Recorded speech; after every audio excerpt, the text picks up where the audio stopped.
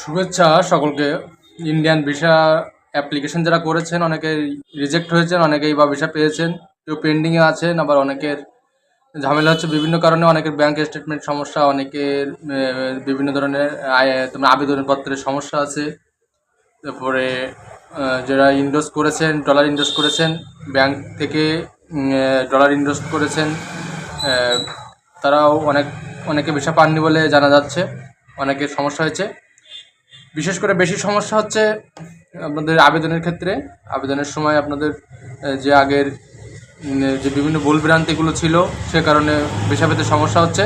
আর যাদের আগে ভিসা ছিল আর যারা আগে ভিসা পেয়েছেন 90% ক্ষেত্রে তারা ভিসা পাচ্ছেন, কিন্তু নতুন যারা আছেন তারা অধিকাংশ 50% ভিসা পাচ্ছেন না বলে এরকম শোনা যাচ্ছে। আর আপনাদের যে সোলাট বাণিজ্য ব্যাপারে নিয়ে অনেক ঝামেলা হয়েছে।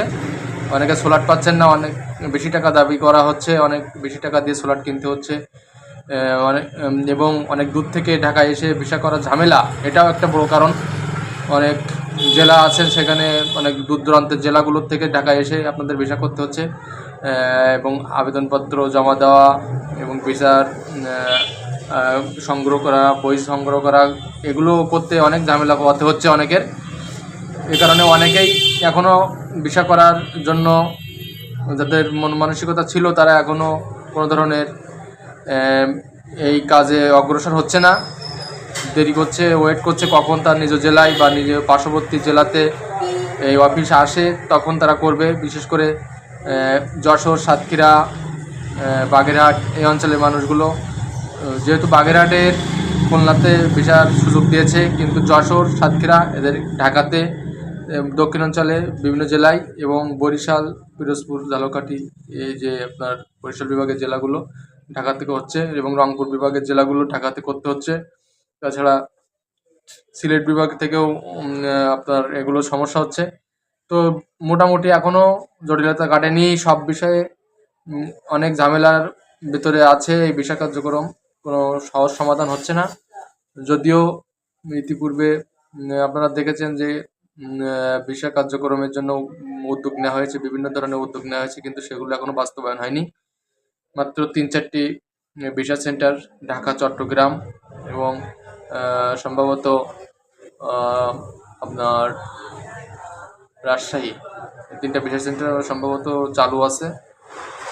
তো খুবই ঝামেলার মধ্য দিয়ে যাচ্ছে এই, এবং খুলনা ভিসা সেন্টার চালু আছে।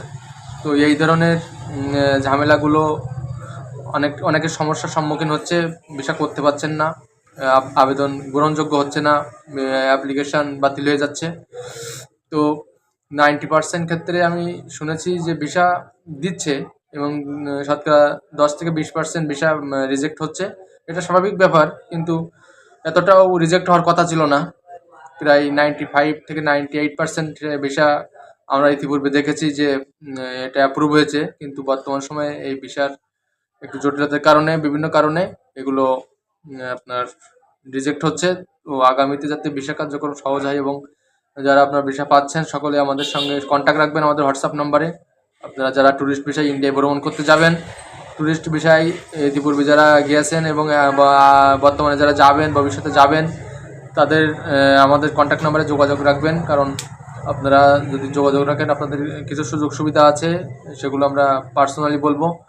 এবং আপনারা সবসময় যারা বেনাপুল বা এই অঞ্চল দিয়ে যান, বেনাপুল বর্ডার বা বোমরা বর্ডার এই অঞ্চল দিয়ে যারা ইন্ডিয়াতে ভ্রমণ করতে যান, তারা চাইলেই অল্প পরিশ্রমে বা অল্প টাকার ভেতরে আপনারা ভালো একটা অ্যামাউন্ট ইনকাম করতে পারবেন, এবং আপনারা 8-10 কেজি মাল এনে সেটা ভালোভাবে আপনারা আপনাদের ভ্রমণ খরচ, আপনার যাবতীয় ভিসা খরচ টরচ সব কিছু, ভ্রমণ ট্যাক্স খরচ সব কিছু আপনারা তুলতে পারবেন। এটা একটা বিষয়, এটা আলোচনা আপনারা করবেন আমাদের সঙ্গে হোয়াটসঅ্যাপে।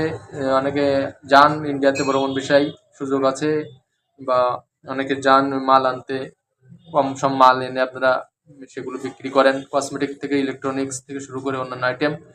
তো আমরা যে মালগুলো বা যে আইটেমগুলো আপনাদেরকে আনতে বলবো সেগুলো আনলে পরে আপনাদের কিছু এখানে প্রফিট থাকবে, মোটামুটি ভালো প্রফিট থাকবে। 5-7 কেজি মালে 5-7 হাজার টাকা আপনাদের প্রফিট করে দেবো। এবং মাল বিক্রি করার কোনো ঝামেলা নেই, আমরাই নিব, সমস্যা নাই। যেগুলো আনতে বলবো সেইগুলো আনবেন, হোয়াটসঅ্যাপ নাম্বারে যোগাযোগ করে আপনারা সেই মালগুলো এনে আমাদের কাছে দিতে পারেন, সমস্যা নেই, হয়ে যাবে। তো আশা করি সামনে আপনাদের ভিসা কার্যক্রম আরও সহজ হবে এবং আপনারা খুব সহজে এই ভিসা পাবেন, সেই আশার কামনা ব্যক্ত করে আজকের ভিডিওটি শেষ করছি। সকলে ভালো থাকবেন।